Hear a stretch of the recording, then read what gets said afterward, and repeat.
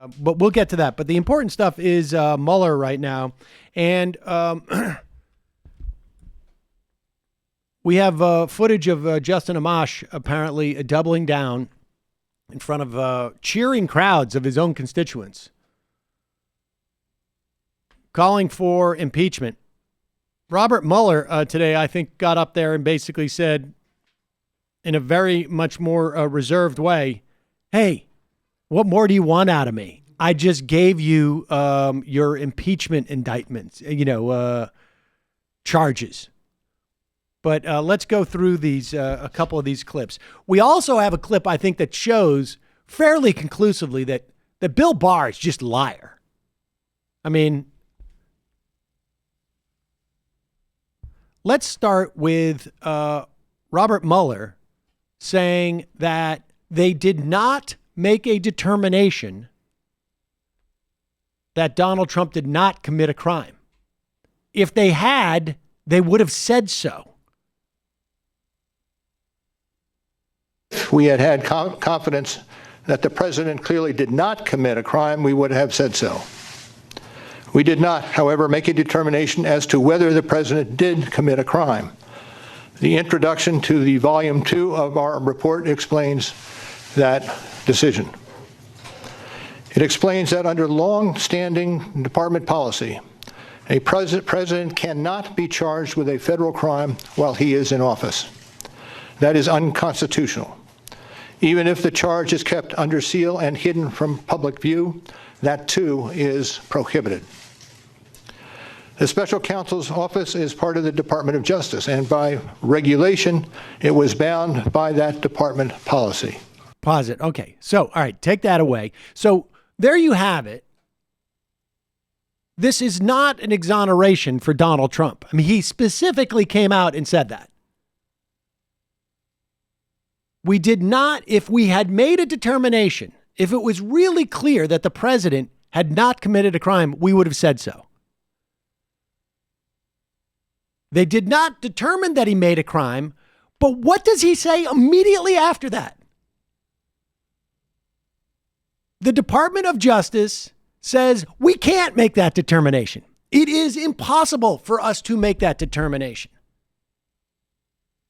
When the investigation starts, when there is no evidence investigated whatsoever, there is nothing that we can find that can allow us to charge the president with the commission of a crime. And he just said, or he will in a clip in a moment, he will say, we would never say that he committed a crime because there is no judicial means in which for him to defend himself. So we're not in a position to do that. By we, he means the Department of Justice. Now, here is Bill Barr lying about this a couple of weeks ago. Now, he does it very, very carefully. The words but for is something that you learn in law school. And it means that but for the existence of something, something else would have happened. That's what a but for is. But it's an all or nothing thing. And so Bill Barr thinks he's being pretty clever here. But listen to the language he uses versus the language that Mueller is using. Bill Barr basically creates a straw man but for. On March 5th, we specifically asked him about the OLC opinion and whether or not he was taking the position that he would have found a crime but for the existence of the OLC opinion.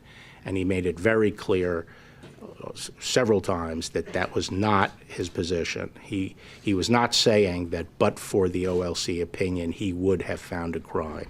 He made it clear that he had not made the determination that there was a crime. Okay.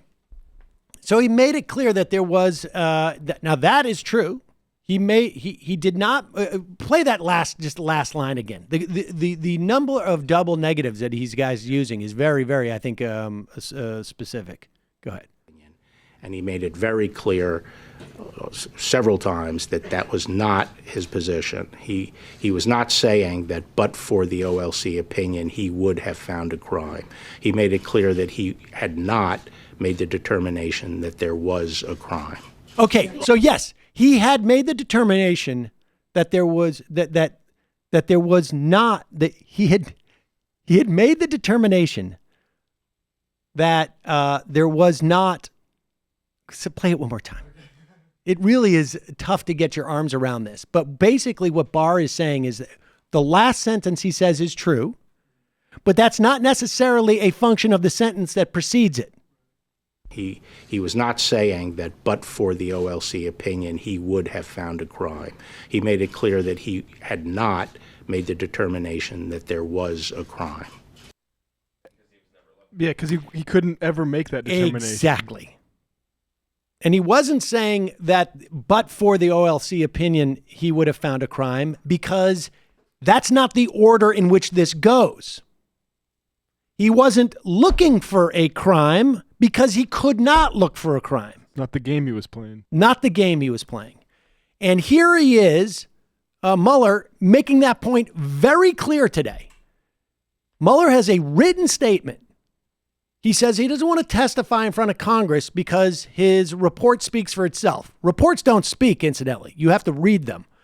But that aside, the words he speaks today, were very specifically to address what Barr has said about him in the past. Listen carefully what he says here about why there was no charges brought. This follows exactly after he says we did not determine that the president did not commit a crime. And we did not determine that he did commit a crime. And if we had, the former, we would have said so. We did not determine that he did a crime. And then he says, why? And the why is because that's not possible. We are not in a position to determine that he committed a crime. We're not allowed to do that. We don't have that ability. We don't have that ability any more than Sam Seder has that ability. Sam Seder does not have the right, the means, the capacity, the standing to determine that a crime was committed. Neither does Robert Mueller. This is all him saying to Congress, this is your job. Here's the evidence. But I can't do it any more than Sam Seder could. Second, the opinion says that the Constitution requires a process other than the criminal justice system to formally accuse a sitting president of wrongdoing. To accuse. He cannot accuse. Period. End of story. He can't even set out to accuse the president.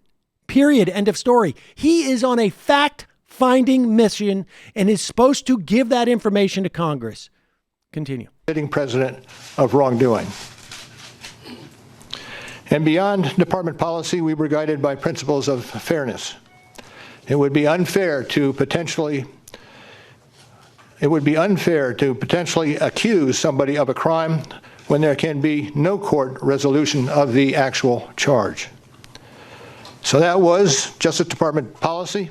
Those were the principles under which we operated, and from them we concluded that we would not reach a determination one way or the other about whether the president committed a crime. Pause it. How can anybody say that that's not a but for?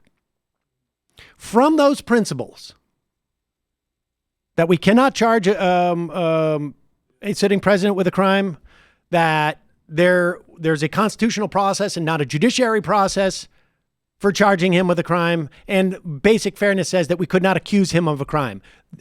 That's a but for. Well, that's his job, right? He's the liar general. Bill Barr. And so Mueller got up there today and basically said, about as explicitly as you could,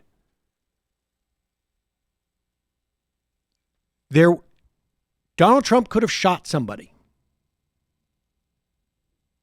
We could have had videotape of it. And we could not accuse him of a crime.